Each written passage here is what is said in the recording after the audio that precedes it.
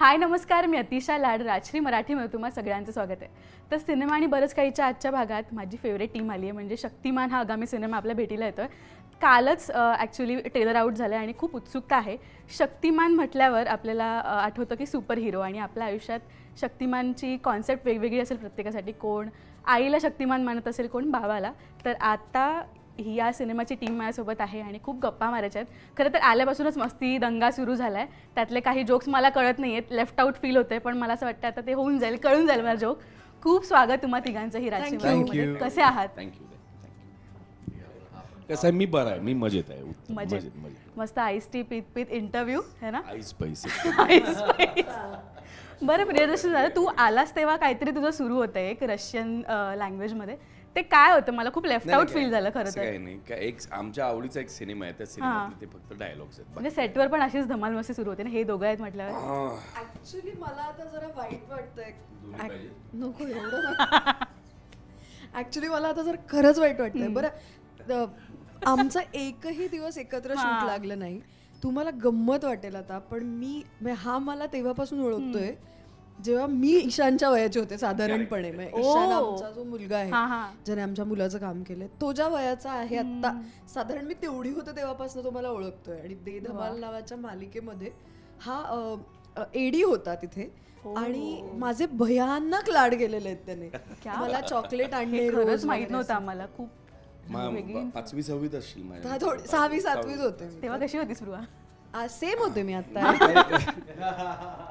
तेव्हाही तशीच होती, आताही तशीच आहे. तेव्हा कविता करत नव्हती, आता कविता करू लागली. बाकी काय नाही. ती आल्याला म्हटलं कविताचा विषय आता नको, पण तर पॉइंट इज, मला खूप आवडलं असतं जर का आमचं एकत्र शूट लागलं असतं तर. पण माझे सगळे सीन्स आधीवर बरंच होते, त्याच्यामुळे त्याची माझी सेटवर भेट नाही झाली. आणि दर्शनावर जे सीन होते ते खूप सिरियस असल्यामुळे एक वेगळा दर्शन प्रसंगांमध्ये असं काय आम्हाला काही विनोदी काही करणं अपेक्षित नव्हतं. आणि आमचा प्रयत्न खूप होता, पण प्रकाशन करू देत नव्हता. आमचा प्रयत्न होता हे सगळं विनोदी अंगाकडे वळून सिनेमा वेगळा करावा, पण असं काही नाही केलं. अगदी. पण शक्तिमान हे ऐकल्यावर असं वाटतं सुपर हिरो किंवा अशी थोडीशी मुलांसाठी फिल्म असेल, पण जेव्हा ट्रेलर बघितला अगदीच वेगळं आहे आणि खूप टच करणारी गोष्ट आहे. खरं तर प्रकाश सर नेहमीच अशी गोष्ट घेऊन येतात जी खूप सटल असते आणि मनाला भावून जाते. तुम्हाला जेव्हा पहिल्यांदा सांगितलं की शक्तिमान नावाचा सिनेमा आपण करतो, तुमचा पहिला थॉट काय होता की कसा असणार आहे सिनेमा, किंवा स्क्रिप्ट मिळायच्या आधी? प्रकाशनी टायटलची आधी गोष्ट सांगितली, टायटल नंतर ठरली. पण आपल्या सगळ्यांमध्ये एक शक्तिमान असतो दडलेला, आणि त्याला आपण कसं बाहेर काढतो ती गोष्ट आहे खरं तर शक्तिमान. म्हणजे रादर प्रत्येक मूल आपल्या आईवडिलांकडे सुपर हिरो सारखंच बघत असतं. आणि माझ्यासाठी माझे बाबा, माझी आई हे माझ्यासाठी लहान असताना सुपर हिरोज होते. म्हणजे आपल्याला असं वाटतं की ते काही करू शकतात त्या जगात. आणि जे आता मी अनुभवतोय जिजा बरोबर, की ती माझ्याकडे ज्या पद्धतीने बघते, तिच्या ज्या अपेक्षा असतात की हे बाबा करूच शकतो, हे डॅडा तू करूच शकतोस, आज काहीतरी शाळेत प्रॉब्लेम झाला तर तू जाऊन जरा बोल आणि सॉल्व्ह कर, हे टीचरला ओरड. अगदी खरं. तर ती गंमत असते. आणि जेव्हा त्या पालकाला वाटतं की आपण पण आपल्या मुलाची अपेक्षा आपण पूर्ण केली पाहिजे आणि खरंच आपण एक सुपर हिरो त्याच्यासाठी आपण झालो पाहिजे, त्यासाठी ती व्यक्ती काय करते, तसंच हे पात्र जे शक्तिमान मधलं माझं आहे, ते आपल्या मुलाच्या नजरेत त्याला सुपर हिरो व्हायचं असतं आणि त्यासाठी तो काय करतो, ती गोष्ट आहे गोड. क्या बात. आणि खूप क्यूट मोमेंट्स होते आणि खूप इमोशनलही होते. कमेंट्सही तशा येत आहेत ॲक्च्युली सोशल मिडियावर. स्पृहा, तू काय सांगशील? जेव्हा तुला कॉन्सेप्ट कळली होती पहिली, तेव्हा तुझी रिॲक्शन काय होती? मला मुळात गोष्ट खूपच आवडली. आणि प्रकाशची खासियतच ही आहे की अतिशय आपल्या रोजच्या जगण्यातल्या गोष्टी घेऊन तो येतो. म्हणजे हे सगळं आपण आसपास बघत असतो. आपल्याला सुद्धा आता काही गोष्टी सिनेमातल्या मी आत्ता सांगत नाही की काय तो ट्रिगर आहे जेणेकरून हा म्हणतोय तसं तो सुपर हिरो बनायला जातो, तो ट्रिगर मी आत्ता सांगत नाही. पण अशा अनेक गोष्टी आपल्या आसपास घडत असतात आणि आपण तेव्हा दुर्लक्ष करतो त्यांच्याकडे, त्या सोडून देतो. त्यावेळेला आपण हा नाही विचार करत की आपलं एक पाऊल उचललेलं किती मोठा बदल घडवू शकतो. तर मला असं वाटतं की ती गोष्ट इतकी सुंदर आहे की ऐकल्याच असं वाटलं. काही गोष्टींना ना स्क्रिप्टमध्ये आपल्याला कळत असतं की आपलं कॅरेक्टर लिखित स्वरूपात फार दिसत नाही आता, पण काही गोष्टी अशा असतात की आपण त्याचा विचारच नाही करत. आपल्याला असं वाटतं की ते ठीक आहे सगळं, पण आपण या गोष्टीचा भाग असायला पाहिजे. तर शक्तिमान माझ्यासाठी ती फिल्म आहे. आणि कोणीच विलन नाही आहे या सिनेमात. ही सगळ्यात परिस्थिती विलन आहे. परिस्थिती विलन आहे आणि सगळी चांगली माणसं एकत्र आली आहेत आणि ते चांगलं काहीतरी करायचा प्रयत्न करतात. तर अशा गोष्टी आल्या पाहिजेत. कारण मला असं वाटतं की तो ट्रिगर सांगितलं पाहिजे, म्हणजे दर्शनचं कॅरेक्टर करेक्ट कळेल. So please. बरं, बेसिकली ट्रेलरमधून सगळ्यांना ते कळलंच आहे, तो जो प्लॉट आहे बेसिकली, की कसं ना आपल्याला सगळ्यांनाच आपल्या आयुष्यात असं वाटतं कधी कधी की कोणाची मदत करावी, पण आपण त्याचा फार सिरियसली विचार करत नाही. सो फॉर एक्झाम्पल आपल्याला व्हॉट्सअपवरती कित्येकदा मेसेजेस येतात की अशी अशी मदतीची गरज आहे. कधी आपण त्या सिच्युएशन मध्ये नसतो किंवा आपल्याकडे काही कमी असते. नाही, आपल्याला असंही वाटत असतं की ही मदत योग्य ठिकाणी जातीये का, आपण आपला पैसा देतोय तर ते बरोबर व्यक्तीपर्यंत पोहोचतोय का, स्कॅम असला तर काय, हे असलं तर काय, खरंच जेन्युइन आहे का. पण त्यावेळेला कदाचित एक 500 रुपये आपण कुठे बाहेर गेलो तरी सहज खर्च करून टाकतो. ते देऊन पटकन थोडाफार जरी कोणाचा तरी फायदा होणार असेल तर वाय नॉट. हा वाय नॉटचा मुद्दा आहे सिनेमात अख्खा. तर तो स्ट्रगल मला फार इंटरेस्टिंग वाटला. आणि जसं आधी म्हणाला तसं की प्रत्येक आई बाबा हे आपल्या वागण्यातनं एक एक्झाम्पल सेट करत असतात ना आपल्या मुलांसाठी, की त्यांच्याकडे बघून ती मुलं शिकतील, चांगला माणूस होतील. तर ते काही बसवून आता असं केलं की तू चांगला माणूस होणार आहेस असं कुठलेच आई बाबा शिकवत नाहीत. पण ते न सांगता जे त्यांच्या वागण्यातनं येतं त्याच्यातनं कितीतरी मोठा धडा त्या मुलाला मिळत असतो. तर इतकं सुंदर पक्याने बांधलंय, प्रकाशनी बांधलंय. आम्हाला इतकी सवय झाली प्रकाश, तर प्रकाश सरांचं त्याबद्दल खूप कौतुक आहे. खरं तर ते आता हवे होते पण काहीतरी अर्जन्सी आल्यामुळे तर नाही आहेत. खरं जर त्यांच्याकडनं खूप काही जाणून घ्यायला आवडलं असं, कारण का डिरेक्टरचा पॉईंट ऑफ व्ह्यू हा खूप वेगळा असतो. तर दादा तू काय सांगशील, कारण का तुला नेहमी आम्ही कॉमेडी भूमिका किंवा असे एनर्जेटिक भूमिकेत बघितले, पण आता जरा एकदम ठहरावे तुझ्या भूमिकेमध्ये, काय सांगशील? नाही, मग ते ठीक आहे. म्हणजे काय प्रत्येकाच्या वाट्याला जे रोल येतात किंवा कशा पद्धतीचे सिनेमे येतात त्यावर पण बरंचसं अवलंबून असतं. पण मी स्वतःला खूप फॉर्च्युनेट समजतो अशासाठी की एकतर हा प्रकाश बरोबर माझा 3रा सिनेमा आहे. ही हॅट्रिक आहे. सायकल, हम्पी आणि आता हा शक्तिमान. त्यामुळे प्रकाश कशा पद्धतीने काम करतो किंवा त्याच्याबरोबर काम करण्याची मजा काय आहे ही मी 2 सिनेमांना आधी अनुभवली होती. सो मी खूप स्वार्थी विचार करतो, मला काय मजा येणार आहे हे मी आधी त्यातनं बघतो की मग बाकी मग रोल किती मोठा छोटा ह्या सगळ्या गोष्टी खूप बाजूला पडतात. प्रोसेसची जास्त गंमत आहे असं मला वाटतं. प्रकाश मुळात खूप, जसं ती म्हणाली की तो आसपास घडणाऱ्या गोष्टींमधूनच काही ना काहीतरी ड्रामा शोधून काढतो.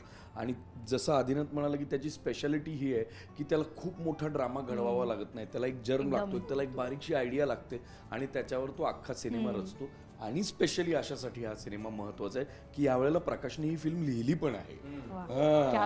सो आणखीन एक गंमत तीच आहे की सिनेमा सुचलाय प्रकाशला तो ईशानमुळेच सुचला. म्हणजे आमचा मुलगा सुद्धा, तुमचा मुलगा दाखवला. आणि तो ही जी गोष्ट आहे सिनेमाची ती त्याच्या आयुष्यात घडली आहे खरं तर, एका छोट्या लेवलला. म्हणजे त्यालाही असं एक प्रसंग आला होता त्याच्या आयुष्यात की एक संधी त्याच्या हातून हुकली, कोणाला तरी मदत करायची आणि मग त्याला गिल्ट आला. मग त्याला असं वाटलं की जर एका माणसाला हा गिल्ट खूप वेळा त्रास देत राहिला तर तो कुठल्या थरापर्यंत जाऊ शकतो. तर ती गोष्ट शक्तिमान. म्हणजे आपल्याला नेहमी असं आपल्या आसपास, तुमच्या आमच्या सगळ्यांच्या आसपास नेहमी असं म्हटलं जातं, मोठ्या स्केलचे सिनेमे येतात, कॅनव्हास सिनेमे येतात किंवा खूप काही प्रचंड स्क्रीनवर घडते असे सिनेमे येतात. मग इव्हेंच्युअली लोक मराठी सिनेमा आणि मल्याळम सिनेमा कम्पेअर करायला लागतात. तर मला असं म्हणायचं आहे की असं नाही आहे की मल्याळममध्येच उत्तम सिनेमे होतात आणि मराठीत होत नाही आहेत. तर माझं स्ट्रेट सांगणं आहे की तुम्ही शक्तिमान पहा, उत्तम सिनेमा झाला आहे. मग ह्या कम्पॅरिझनच्या सगळ्या गोष्टींना काही अर्थ नाही उरत. आपलाच सिनेमा जर आपल्या लोकांनी पाहिला नाही तर मग उरणार काय हातात. त्यामुळे चांगली गोष्ट हवी असेल, फॅमिली एंटरटेनिंग तुम्हाला गोष्ट हवी असेल की तुम्हाला असं वाटतं की माझ्याबरोबर माझ्या मुलीने किंवा मुलाने आणि नवऱ्याने आणि कोणी काय बायकोने आम्ही सगळ्यांनी आजी आजोबांसोबत एकत्र एक छान सिनेमा बघावा आणि त्याच्यातून आम्हाला एक छान फिलिंग यावं, फार हाणामारी नाही, खूप व्हायलन्स नाही किंवा खूप इंटिमेट सीन्स नाहीत जे मुलांसोबत बघता येणार की नाही असा प्रश्न पडेल एखाद्या काय फॅमिलीला. तर हा फॅमिलीसोबत बघायचा सिनेमा आहे जो एका फॅमिलीबद्दलचाच आहे इव्हेंच्युअली. क्या बात आहे. आणि मुलांनी खूप छान काम केलंय. ती जी तुझी मुलगी दाखवली आहे छोटी, तिने तर म्हणजे तिच्या डायलॉगला डोळ्यात पाणी आल्याशिवाय राहतच नाहीये. आणि मी काल जेव्हा ट्रेलर आउट झाला 2दा बघितला की नेमकं काय. आणि तुझे असं मिश्रण आहे मला असं वाटतं, कॉमेडी आहे, थोडं इमोशनल आहे. आणि स्पृहाचा डायलॉग तर मार खाऊन गेला शेवटी जो आहे की सुपर हिरोला बायको नसते, त्याच्यावरच जास्त कमेंट्स आहेत. तो प्रकाशचाही पर्सनल अनुभव असं मला वाटतं. नाही, ईशान, एक तर पहिले ईशानबद्दल सांगते. ईशानने इतकं गोड काम केलंय, म्हणजे लहान मुलांकडनं एकतर काम करून घेणं ही फारच अवघड गोष्ट आहे. भयंकर पेशन्स लागतो तो. पण खरोखरच त्याने फार, त्याचा तो जो इनोसन्स आहे अख्ख्या सिनेमातला, तो सगळ्यात जास्त वर्क करणार आहे. कारण तो इतक्या सहजपणे काही कठीण प्रश्न विचारतो. म्हणजे आमच्यात असं एक आमचा सीन पण आहे की तो इतके प्रश्न विचारतो, कळत नाही त्याची काय उत्तरं द्यायची. आणि ह्या गोष्टी खूप लोक रिलेट करतील, कारण ती लहान मुलं इतके सहज काय काय बोलून जातात आणि मग आपण त्याच्यावरती विचार करत बसतो की हे काय आत्ता यांनी ज्ञान दिलं आपल्याला. ईशान बरोबर शूट करताना मला तर खूपच मजा आली. माझं मॅक्सिमम काम ईशान आणि आदी अशा 2 लहान मुलांबरोबरच आहे, त्यामुळे त्या दोघांचे वेगवेगळे मूड्सही असायचे आणि ते सांभाळत आम्ही शूट करायचो. पण खूपच सहज आणि खूप गोड. बरं, प्रकाश आणि त्याच्यातलेच काही संवाद आहेत जे त्यांच्या घरात ॲक्च्युली घडून गेलेत, ते तसेच्या तसे प्रकाशने लिहिलेत. आणि त्यामुळे ते इतक्या सहज बोलीभाषेतले डायलॉग्स आहेत, खूपच समजून. आणि काय होतं, काही कळत नसतानाचा एक इनोसन्स असतो, पण तो रॉनेस असतो, तोही वर्क करतो. तसं ईशानच्या बाबतीत झालंय. आणि अप्रतिम लिहिली आहे प्रकाशने फिल्म. मी ह्या माझ्या भूमिकेबद्दल मला खरंच असं वाटतं की जे प्रश्न, आता हे जे कॅरेक्टर, हे तर सुपरमॅनचंच कॅरेक्टर, म्हणजे शक्तिमान हा आहे या सिनेमाचा, पण प्रेक्षकांना पडणारे जे प्रश्न असू शकतात सामान्य प्रेक्षकांना बघताना, की का पण कशासाठी चाललंय हे सगळं. एक घर आहे, एक बायको आहे, एक मुलगा आहे, सगळं नीट चाललंय, एवढं कशाला अंगावर घ्यायचंय. हे जर प्रश्न प्रेक्षकांना पडत असतील तर ते विचारणारी व्यक्ती या सिनेमातली मी आहे. की ह्याचा उपयोग काय होणार, हे खरंच योग्य ठिकाणी जाणार आहे का. तर त्यामुळे ते फार लॉजिकल आणि फार मस्त कॅरेक्टर आहे. तर तू म्हणलीस तसं की ते सुपरमॅनला बायको नसते, कुठेही जा जगात काही करा, पण हे आहेच आहे खरं सत्य. किती लिमिट असावी आपण कोणाला एक मदत करायची, तर तो एक बॅलन्स साधणं, रियालिटी चेक तरी ठेव, हेच तिचं म्हणणं आहे त्याच्यात. पण तो जेव्हा लिहून आला डायलॉग, तेव्हा तिथे जेव्हा आपण ऍक्ट करतो सीन, एकदा ऍक्शन म्हटलं की आपली कस असते अभिनेत्यांची की तो कसा आपण हे करतोय, प्रेझेंट करतोय, तेव्हाच मला बिहाइंड द सीन थोडंसं जाणून घ्यायला आवडेल. त्या सीन मागे कुठला सीन तोच आपलं. Actually it was very easy. लाईनची इम्पॅक्ट आपल्याला जाणवलं. त्यावेळेला करताना इतकं असं जाणवलं नाही. पण एक आहे की आम्ही खूप चर्चा सुद्धा करायचो काही सीन्सच्या बाबतीत. मला सारखी अशी भीती वाटायची की ही खलनायिका नको वाटायला या सगळ्या चांगल्या माणसांमध्ये, कारण ती एकटीच विरुद्ध प्रश्न विचारते. म्हणजे असं आहे का की ती वाईट बाई आहे, तर नाही, ती चांगलीच बाई आहे, तिचं म्हणणंच आहे लोकांना मदत करावी, पण किती, त्यालाही काहीतरी एक लॉजिक पाहिजे, त्याला लिमिट पाहिजे. आपण आपलं सगळं घरदार वाऱ्यावर टाकून तर लोकांची मदत करू शकत नाही. आणि ती खूप योग्य प्रश्न विचारते की जगात असे इतके लोक आहेत, तू किती जणांच्या पुढे पडणार आहेस, ह्याचा विचार तर करायलाच लागेल. तर हे करताना मात्र माझ्या जरा पोटात गोळा यायचा की ही बाई आता अचानकपणे कशी भुवईवर करून बोलणारी वॅम्प नको व्हायला अख्ख्या. नाही, पण कमेंट्स मी बघतोय सोशल मीडियावर, खरंच खूप पॉझिटिव्ह कमेंट्स आहेत. असं विलनच्या साईडला जाणारा अजिबात नाहीये आणि सगळे वाट बघतात सिनेमाची. आणि जसं स्पृहा म्हणाली की अनीश, तुझ्या त्या लाईनला काही लोकांनी काउंटर दिलाय म्हणजे माझ्या कमेंट्स मध्ये, की काही काय बोलते, कोण तो आयर्न मॅनला बायको असते. वेगळं मीम सेक्शन. रायन रेनॉल्डचा कुठला तो सिनेमा, डेडपूल. आता लिस्ट निघेल एक एक आपण जर बसलो तर. इनक्रेडिबल्स मध्ये त्यांना मुलं पण आहेत. काय बात आहे. बरं, पण शक्तिमानला नव्हती की नाही. म्हणजे म्हणजे हे इव्हेंच्युअली हे सुपर हिरोज जे आहेत आणि आपला सुपर हिरो आहे ह्याच्यात एक बेसिक हा आपल्या माणसातला सुपर हिरो आहे. आणि आम्हाला म्हणजे प्रकाशला हेच म्हणायचं आहे की आपल्या सगळ्यांमध्ये एक शक्तिमान दडलेला असतो, त्याला आपण कसं बाहेर काढतो त्याची ही गोष्ट आहे. ईशानबद्दल तू म्हणालीस की घरी असे प्रश्न असायचे, मला असं वाटतं आदिनाथ तुझ्या बाबतीत सेम असेल. जिजा तुला सेम प्रश्न विचारतील, बाबा हे का ते का, कसं होतं म्हणजे घरी सिच्युएशन ही उत्तरं देता देता कधी गुगल करावं लागतं साईडला, मलाच माहित नाही आन्सरचं काय. जिजा आणि डॅडा नावाचा तो एक फार मस्त लिहित असतो काहीतरी, तर त्याबद्दल पण तिचे प्रश्न आता तर खूप, आता ती लेवल क्रॉस झाली. आता मी आधी लिहायचो जिजा आणि डॅडा, तिथे मी तिला उत्तरं सांगायचो, आता ती मला उत्तरं सांगते. आणि मी जिजा झालोय आणि ती डॅडा झाली आता. क्या बात. तर रोल्स हॅव रिव्हर्स्ड. पण मला आठवतं की शूटिंग करताना तो ज्या थरापर्यंत जातो मदत करायला, त्याच्यामुळे त्याच्या संसारात खूप एक वेगळं वादळ येतं आणि त्या वादळामुळे ते प्रॉब्लेम्स तो फेस करतो. ते सगळं शूटिंग तेव्हा आमचं चालू होतं, ते खूप इंटेन्स सीन्स होते, इमोशनली हेवी सीन्स होते. आणि तेव्हा मी माझ्या मुलीला खूप मिस करत होतो.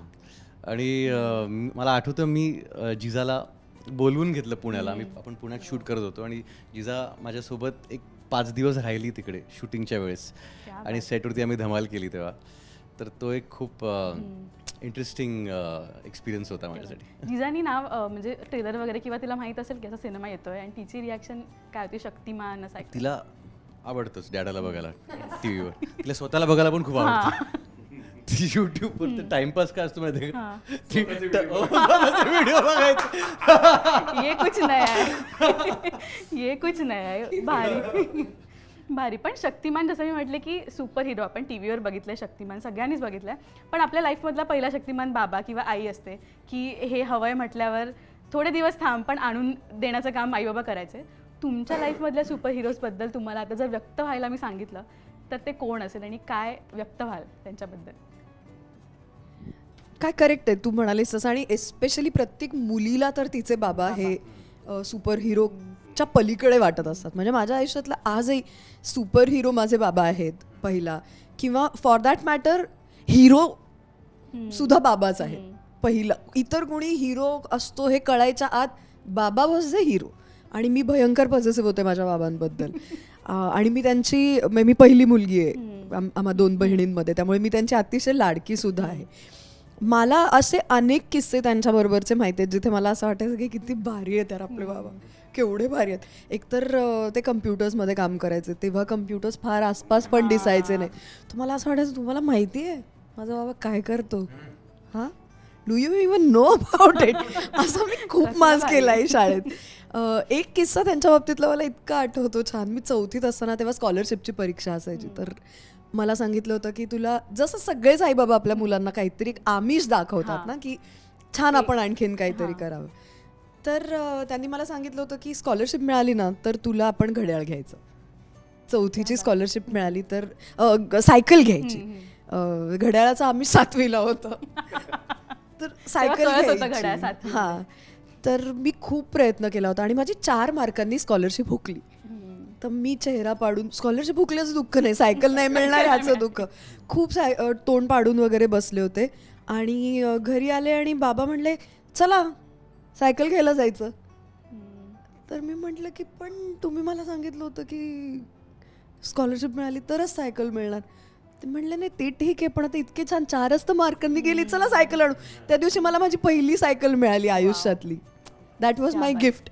तर तेव्हा असं वाटतं की अरे यार किती भारी आहेत आपले बाबा यार, त्यांनी केलं, त्यांनी सांगितलं होतं ते. आता आपण त्यांना बरं वाटेल असं आणखीन काहीतरी करायला पाहिजे. तर असे असंख्य किस्से माझ्याकडे. पण या म्हणजे for me he is my super hero. आणि बाबांकडे आपण कधी 100 रुपये मागितले, बाबा 500 रुपये येतात, लागतील घे खर्चाला असं? हा, माझे बाबा त्या बाबतीत अजिबातच असे नाही आहेत. आणि इनफॅक्ट मला गंमत म्हणून सांगते, माझं लग्न ठरेपर्यंत माझ्याकडे कार्डही नव्हतं. आमच्या घरचा रूल होता की पैसे लागले की मागायचे. मला कधी कमी पडले नाहीत पैसे, पण कुठे खर्च झाला त्याचा हिशोब डायरीत लिहिलेला पाहिजे. तो हिशोब आधीचा दाखवायचा, पुढचे पैसे. मला कधी बाबांनी पॉकेट मनी दिला नाही. आधीचा हिशोब दाखव, पुढचे पैसे मिळतीलच. हे असे अगम्य रूल्स आमच्याकडे माझे आई बाबा बघत असेल तर प्लीज हे आपल्यासाठी लागू नाही आहे. प्लीज तुम्ही पॉकेट मनी द्या. दादा तू काय सांगशील? नाही मला माझंही साधारणतः काय आपण फार वेगळी भूमिका नाही आहे, पण माझ्यासाठी सुपर हिरो माझी आई आहे. म्हणजे तरी ती हिरोच आहे, म्हणजे अशासाठी की मी 10वी नंतर मुंबईत आलो इकडे राहायला आणि मी जवळजवळ 16व्या वर्षापासूनच एकटा राहू लागलो. तर मला वाटतं तो जो राहण्याचा किंवा एवढ्या मोठ्या शहरात पाठवायचं कोणी ओळखीचं नाही आणि स्वतः सगळं मॅनेज करायचं, ह्याचं धैर्य मला वाटतं आईमुळेच ते आलं. आणि दुसरी गोष्ट पुन्हा तेच की काही फुकटचे असे लाड नव्हते. म्हणजे मला पैसे मागावे लागले नाहीत, कारण मी इकडे कमवूच लागलो पैसे, त्यामुळे मला तसे पैसे त्यांच्याकडे कधी मागावे लागले नाहीत. पण पुन्हा तेच आहे, म्हणजे जसं तू म्हणालीस तसं की कोणीतरी तुमच्यासाठी रोल मॉडेल, हिरो, शक्तिमान, कोणीतरी आयडल तुमच्यासाठी असावं लागतं. आणि खूप छोट्या शहरातून खूप मोठ्या शहरात आल्यावर एक मोठा फरक असा लक्षात येतो की इव्हेंच्युअली तुम्हाला कितीही सक्सेस, पैसा, प्रसिद्धी काय वाटेल ते मिळालं तरी तुम्हाला एक माणूस असा लागतो की जिकडे जाऊन तुम्ही केलेले तुमच्या चांगल्या गोष्टी, वाईट गोष्टी, तुमच्या सिन्स, तुम्ही केलेल्या चुका, तुम्हाला झालेला पश्चात्ताप, तुम्हाला आलेलं गिल्ट, तुम्हाला झालेला आनंद, तुम्हाला जे काय हवं असेल किंवा जे बाउन्स करावं असं वाटत असेल, असं कोणीतरी एक लागतो. तो खरं तर तो सुपर हिरो आहे की जिकडे तुम्ही अगदी पूर्णपणे सरेंडर होऊन सगळ्या गोष्टी सांगू शकतात. मी तर काही गोष्टी, असंख्य गोष्टी मी माझ्या वडिलांना कधीच सांगितलेल्या नाही आहेत, ज्या मी माझ्या आईला सांगितल्या आहेत. मुलांसाठी आई म्हणजे आई तू बाबा नाही, असं नाही, म्हणजे अगदी असं नाही. पण मी खूप एकटा राहत होतो आणि मला माहिती होतं की मी काय गोष्टी शेअर केल्या पाहिजेत आणि कुणाला शेअर केल्या पाहिजेत. आदिनाथ तू काय सांगशील? बरं, मी जरा धाडस करू थोडं प्लीज. तुझ्या बाजूला बसून मी ऍक्च्युली आज पहिला इंटरव्ह्यू आहे शक्तिमानचा, तर मला माहिती म्हणजे आता ह्यानंतर ती कविता म्हणणारच आहे, मग काय प्रॉब्लेम नाही. हे वेगळं, यांचा वेगळा सुरू आहे. शक्तिमान काय आहे आणि आपण कशाबद्दल बोलायचं ते मी काहीतरी लिहायचा प्रयत्न केला. तर लहानपणी माझ्यासाठी माझे वडील सुपर हिरो होते. जसा मोठा होत गेलो माझे सुपर हिरो वाढत गेले. मग मी तो सुपर हिरो स्वतःमध्ये शोधत गेलो. खूपदा हरलो मी, कधी कधी व्हिलनही झालो. पण ह्या उतार चढावात सुपर हिरो कोण असतो मला उलगडायला लागलं. बंदुकीत गोळी नसताना जेव्हा हिरो व्हिलनवर ती ताणून धरतो, सगळं गाव विरोधात असताना जेव्हा भुवन हातात क्रिकेट बॅट पकडतो. बाबांचे कुठलेच सिनेमे तेव्हा बॉक्स ऑफिसवर चालत नव्हते. डोक्यावर कर्ज, दिवाळीत कपडे घ्यायला पैसे नव्हते. माझं शिक्षण थांबू नये म्हणून तरीही तो कर्ज घेतो. सगळं गमावलेलं असताना, अख्खं जग विरोधात असताना, परिस्थितीने व्हिलन बनवलेलं असताना जेव्हा तो त्याच्यातला आत्मविश्वास शोधतो, ती त्याची सुपर पॉवर असते. हिरोचा त्या क्षणी सुपर हिरो झालेला असतो. तोच शक्तिमान असतो. आपल्या सगळ्यांमध्ये असतो. कधी एक बाप, कधी मूल, कधी आई, कधी सून, किंवा कधी फक्त एक नागरिक म्हणून पुरे असतो. शक्तिमान आपल्या सगळ्यांमध्ये असतो. मस्त आहे. एवढंच. खूप छान. इर्शाद बाबा आपला किती जवळचा असला तरी त्यांच्यामध्ये आणि आपल्यामध्ये एक अंतर असतं. तू जसं म्हणालास तसं काय गोष्टी बाबांना सांगायच्या आणि काय नाही हे आपण ठरवत जातो. आणि एस्पेशली जेव्हा वय वाढत जातं ना, तेव्हा ते अंतर पण वाढत जातं. आणि एक पॉईंट असा येतो आयुष्यात की आपल्या लक्षात येतं हे काय आहे, हे सगळं हे नकोच आहे अंतर एवढं. आपण मोठे झालो आणि ते आता लहान होत चालले, त्यांचं वय वाढतंय तसं. तर त्याच्यावरती लिहिलेली ही कविता आहे की कवितेचं नाव आहे आभाळ. तर आभाळ म्हणजे बाबा असं एक इमॅजिन करून की गच्च काळ्या ढगांनी भरलेलं काळकुट्ट आभाळ. भीती वाटते त्याची कधी कधी. सारा आसमंतच व्यापून टाकलेलं असतं त्याने. पळणार तरी कुठे आपण त्याच्यापासून. त्याने डोळे उघडले तर लक्ष एकदाच, फोडून काढलं तर पावसाच्या चाबकाने. विजेचा तिसरा डोळा भयकारी रागामध्ये आगीत लपेटून टाकेल आपल्याला. त्याच्या डोळ्याला डोळे भिडवायचे काय, मान वर करून पाहण्याची सुद्धा हिंमत नाही. सृष्टीच्या आतलं काहूर जाणवत असतं खरं तर. तिची इच्छा असते आपला संवाद घडावा आभाळाशी, पण तीही मुक्याने हे कडू सत्य पचवत राहते. आतले कड आतच दाबत राहते. हळूहळू अंतर वाढतं, वाढतच जातं. क्रांती करायला लागतं मन. वाढत्या वयानुसार आभाळाचं अस्तित्वच झुगारून द्यायला लागतं. धाडस करतं त्याच्या नजरेला नजर देण्याचं, ताठ मानेने त्याच्यासमोर उभं राहण्याचं. पण आता हळूहळू आभाळही म्हातारं व्हायला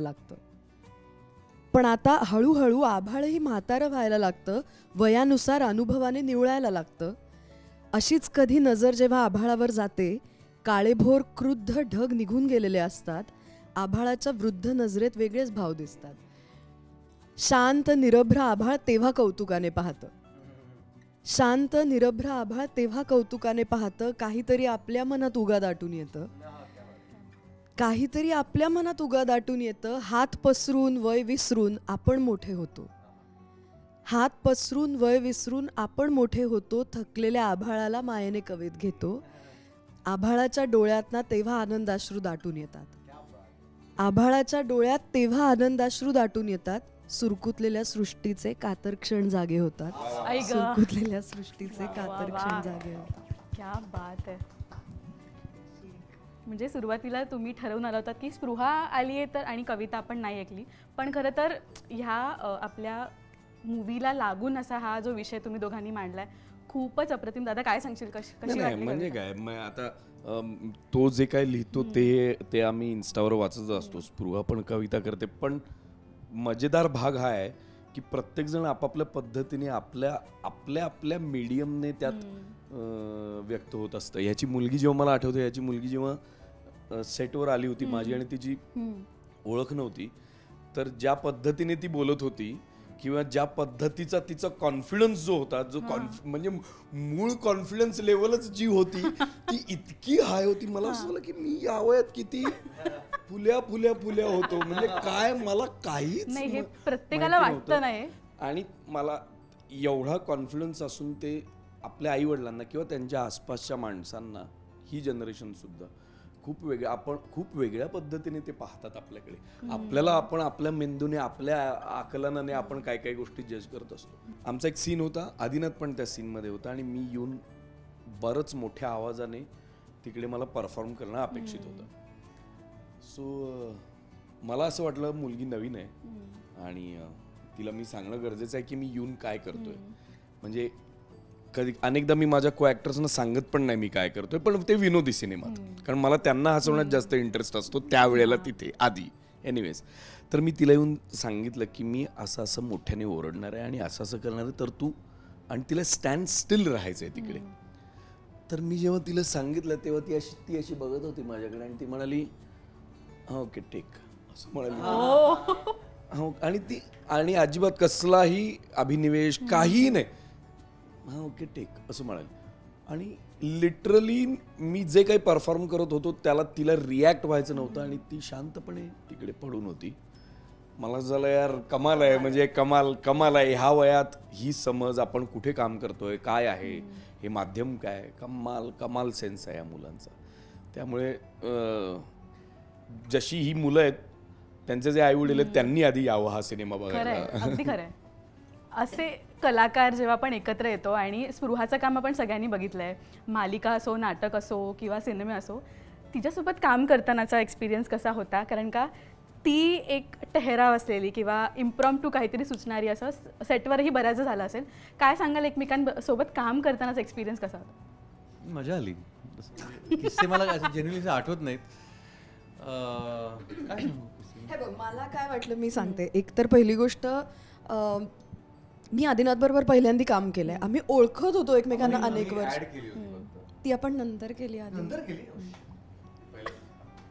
6 महिन्यांपूर्वी आपण शूट केलंय रे, असं काय ये कट नाही होगा अभी. कठीण आहे. तर आता काय सांगू पुढे, याने सांग. तर मला चित्र दिसतंय, जर दादा पण तुमचं असता तर सीन काय एकत्र झालं असते असतं? तर काय झालं नाही, असतं नाही, set? मग शूटिंगच नसतं झालं, मग नाही सिनेमा झालं झाला नसता. अनफॉर्च्युनेटली मला तिच्याबरोबर काम करायला मिळालं नाही. पण तुझ्या प्रश्नाचं मी थोडक्यात माझ्या बाजूचं उत्तर देऊन टाकतो की मी तिचं समुद्रमधलं काम पाहिलंय, मी तिचं नांदीमधलं काम पाहिलंय, नाटकातलं. ती लहान असताना दे धमाल सारखी सिरियल तिने केली, तेही काम पाहिलंय. पुढे जाऊन तिने खूप सिरियल्स केलेत. ॲडचे नक्की कॉन्टॅक्ट्स कुठून मिळवते ती पटकन आम्हाला सांगत नाही, त्यामुळे त्यातही तिने खूप छान काम केलेलं आहे. म्हणजे छानच काम करते ती, नो डाऊट. पण मगाशी तिने फार मस्त एक गोष्ट सांगितली की मला ते आत्ता ती सिनेमा पाहिला असल्यामुळे आणि तिने आत्ता ते सांगितल्यामुळे मला असं जाणवलं की खरं म्हणशील तर इतकं रेझर एज तिचं कॅरेक्टर आहे. असं झालं तर विलन वाटेल आणि असं झालं तर इतकी अक्कल नाही का या बाईला, असं थोडं रेझर एजवरचं काम आहे. तिने मस्त काम केलं. आणि मला आदिनाथबद्दल पण तू प्रश्न जरी विचारला नसलास किंवा नंतर विचारणार असलीस तरी मला सांगावंसं वाटतं. कारण सेटवर जेव्हा आम्ही काम करत होतो तेव्हा प्रकाशमध्ये आणि माझ्यामध्ये बरंचसं बोलणं ऑफ स्टेज आणि काय ऑन स्टेज जे काय आपण म्हणू, ऑफ सेट ऑन सेट जे काय बोलणं व्हायचं त्याच्यात त्याने फार त्याच्या बाबतीत इंटरेस्टिंग पॉईंट सांगितला. तो म्हणाला की बघ तू मज्जा ह्याच्यासाठी येते की तो काही त्याचं अर्लियर बॅगेज घेऊन तो काम करत नाहीये. आणि मला त्याच्याबरोबर काम करताना मी पण त्याच्याबरोबर पाहिलं. आम्ही काय कधीच हिच्यासारख्या खूप ॲड त्याच्याबरोबर केलेलं नाही आहेत, त्यामुळे मला काही माहिती नाही त्याबद्दल. पण मी पहिल्यांदाच त्याच्याबरोबर काम करतोय. पण मला अत्यंत मनापासून अत्यंत खरेपणाने हे सांगावंसं वाटतं की मला खूप त्याच्याबरोबर नुसतं वरवरचं मजा आली असं नाही, तर त्याच्यात एक खूप छान मॉइश्चर असलेला माणूस सुद्धा मला पहिल्यांदा पाहायला मिळाला. आजचं हे प्रमोशन सुद्धा कदाचित त्या दोघांचंच असणार होतं, पण ही इन्सिस्टेड अँड शी कोऑपरेटेड म्हणून निदान मला जिथे प्रमोशन करायला मला सरकारसारखी सीट तरी मिळालेली आहे. एक मस्त छान. किती छान बोललास कळलं आता तुला मध्ये का बसवलंय? जे म्हणायचं होतं ते तुला मध्ये का बसवलंय आता समजलं. मला असं वाटतं मनापासून की एकतर तो खूप चांगला माणूस आहे स्वभावाने. तो अतिशय प्रेमळ मुलगा आहे, अतिशय प्रेमळ. आणि खूप आमची अशी घट्ट मैत्री या सिनेमाच्या आधी नव्हतीच. आम्ही नुसतेच ओळखत होतो एकमेकांना. पण त्यामुळे मला माहिती नव्हतं की काम करताना ॲक्च्युअल कशी मजा येईल. पण आम्ही खरोखरच आमचे सगळे जे सीन्स आहेत, काय होतं काही वेळेला तो कम्फर्ट आपोआप तयार होतो समोरच्या व्यक्तीबरोबर. तर त्याचंही कौतुक त्याच्यामध्ये आहे की त्याने काही जाणवूच दिलं नाही. जसं हा आत्ता फार मस्त म्हणला की कुठलंच बॅगेज न घेता तो त्या सेटवर आला होता.